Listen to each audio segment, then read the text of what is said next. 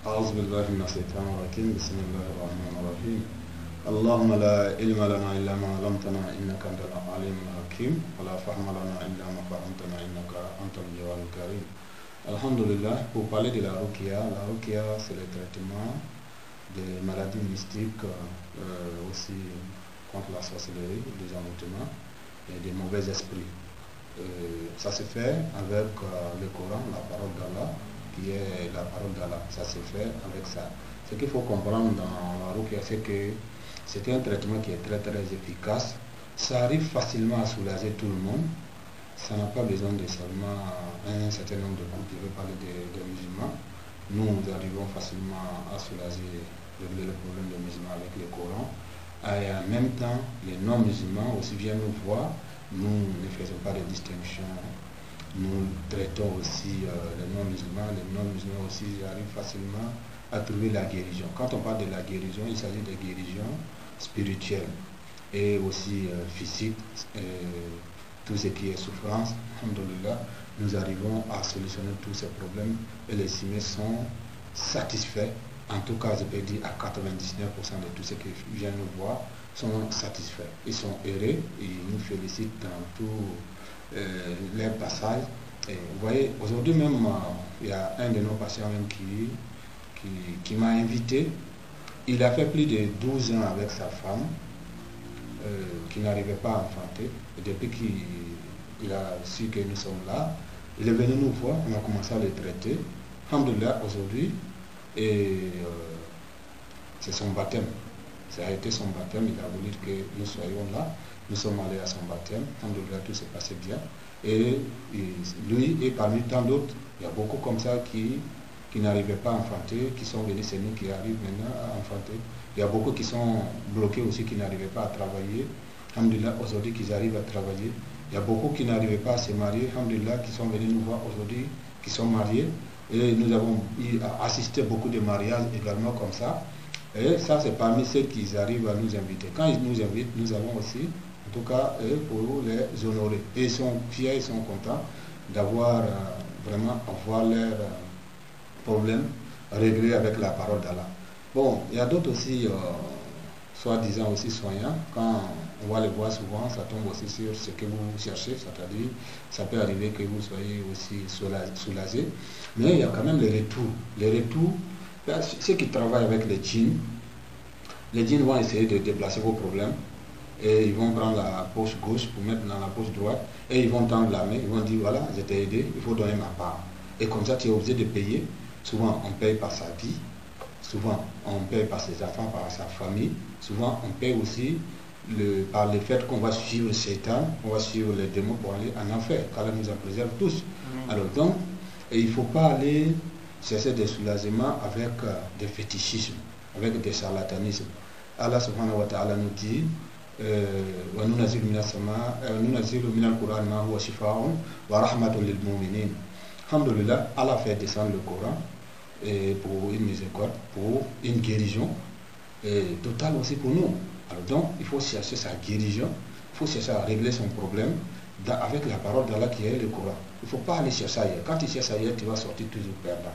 Alors donc, comment on sait aussi qu'on est touché par la sorcellerie, bien sûr, ou par les envoûtements, ou par les mauvais ailes. Nous avons pu quand même noter quelques signes. Si vous voyez que vous êtes bloqué dans votre vie, que vous n'arrivez pas à évoluer, vous n'arrivez pas à avancer, sachez que vous êtes touché par la sorcellerie ou bien par les mauvais esprits.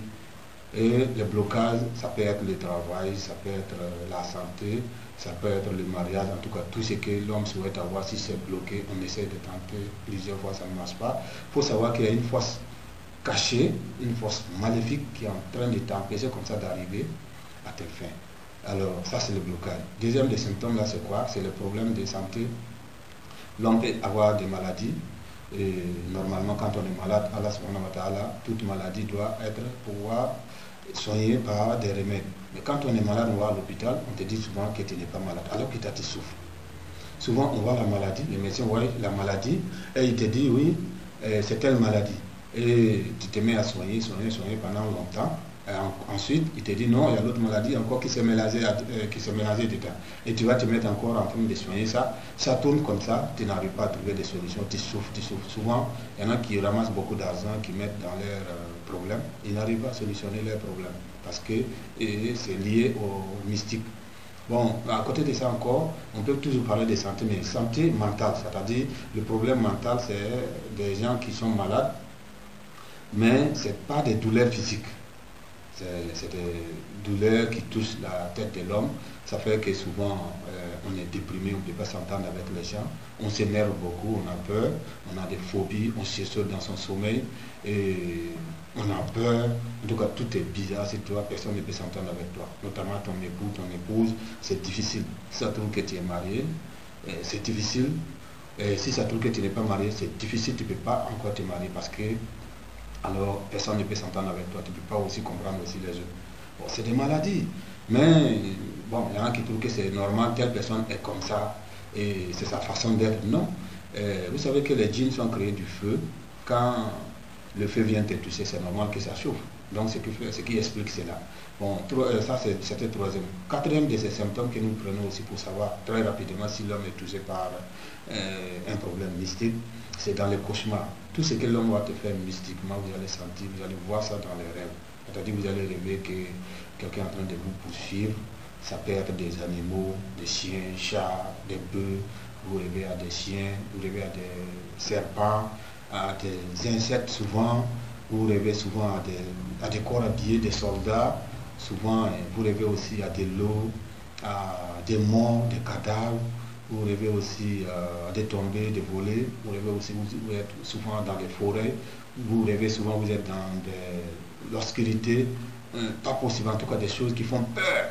Et à côté de ça, vous allez aussi rêver à des actes sexuels. C'est-à-dire, vous faites des rêves sexuels. Et vous rêvez, vous voyez à tout moment, il y a quelqu'un qui vient faire de l'amour avec vous. Et quand vous vous levez le matin, vous trouvez seulement que vous avez juste fait un rêve. Mais ce n'est pas juste un rêve, c'est-à-dire, vous n'avez pas juste fait un rêve, vous avez fait l'amour avec quelqu'un que vous n'avez pas souhaité avoir l'amour.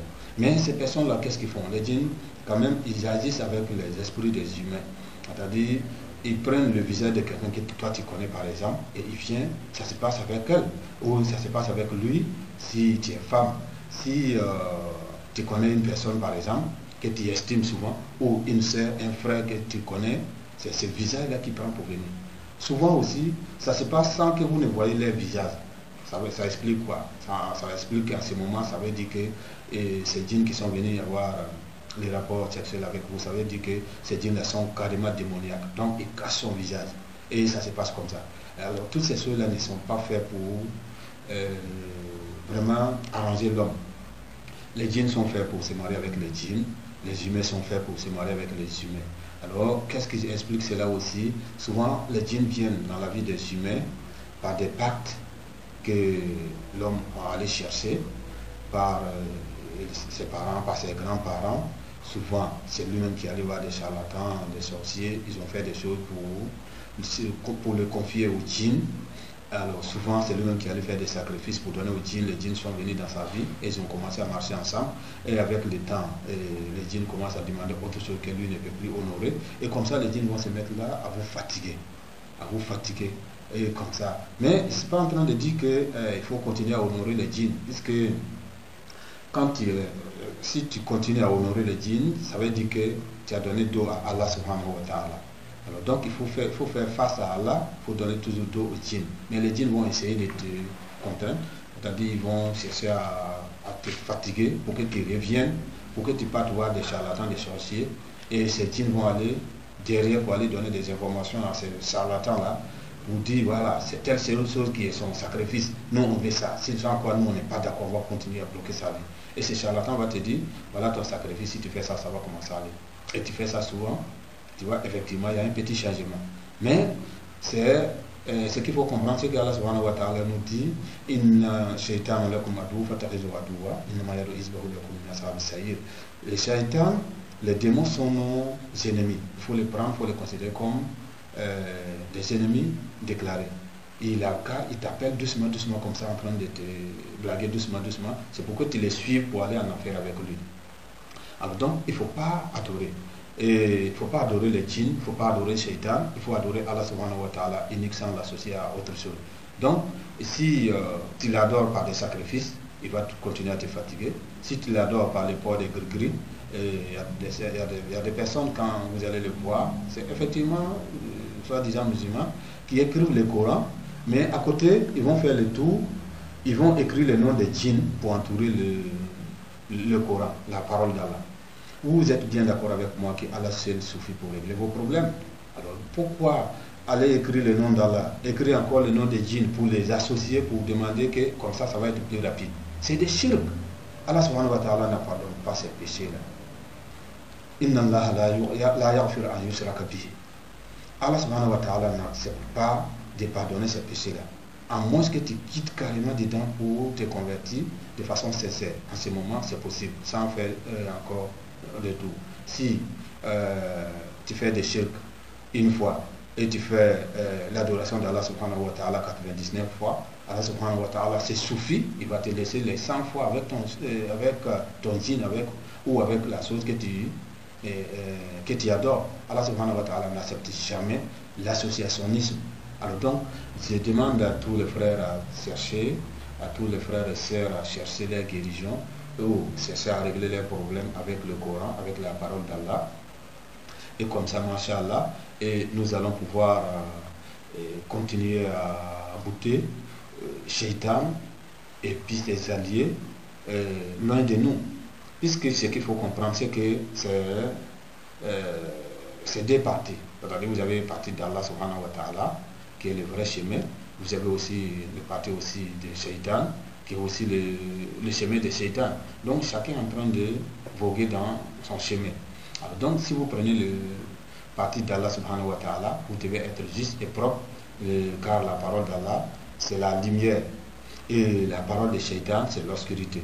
Donc c'est seulement la parole d'Allah qu'on peut prendre efficacement pour combattre les djinns. C'est seulement la parole d'Allah qu'on peut prendre aussi pour combattre aussi les sorciers et la sorcellerie. Et vous savez bien que nous faisons suffisamment de captage pour envoyer des djinns en masse, c'est-à-dire avec la parole d'Allah, nous arrivons facilement à capter les djinns à distance. Les djinns vont être à des milliers de kilomètres. Et nous prenons seulement la parole d'Allah. Quand on invoque ça, en quelques secondes, les djinns vont se trouver devant nous et nous allons les traiter. C'est-à-dire traiter, on peut les convertir, on peut les chasser pour qu'ils quittent les humains qui sont en train de fatiguer pendant des années. On peut les chasser, il va les quitter. Si ça trouve que c'est le démon, s'il n'accepte pas de partir, nous avons la possibilité également de l'écraser aussi avec la parole d'Allah. En ce moment, vous allez trouver que vous avez fait aussi des djihad fils sabilillah, c'est-à-dire vous avez combattu les ennemis d'Allah. Et si vous arrivez à tuer des démons, même des sorciers, avec la parole d'Allah, si vous les avez combattus, vous avez fait le combat dans les chantiers d'Allah. Donc j'invite à tous et à toutes de chercher les guérisons et chercher aussi à régler les problèmes. Parce qu'on trouve tout avec la ruqya. On arrive facilement à régler le problème avec la ruqya. On arrive facilement également à repousser le mal d'ordre spirituel, à repousser les djinns, à repousser les sorciers. En tout cas, avec la parole d'Allah, nous avons le dernier mot. Ils vont s'envoler comment nous allons les faire descendre. Ils vont se cacher comment nous allons les faire sortir par la parole d'Allah. Ce n'est pas nous qui sommes forts, c'est la parole d'Allah. Avec la parole d'Allah et de toute façon, Allah, vous savez que Allah est fort, sa parole aussi est très forte comme ça. Avec ça, nous arrivons facilement à régler tout ce que vous n'arrivez pas à régler ailleurs. Masha'Allah, je demande à Allah que vous guérisse. Wa salatu wa salam ala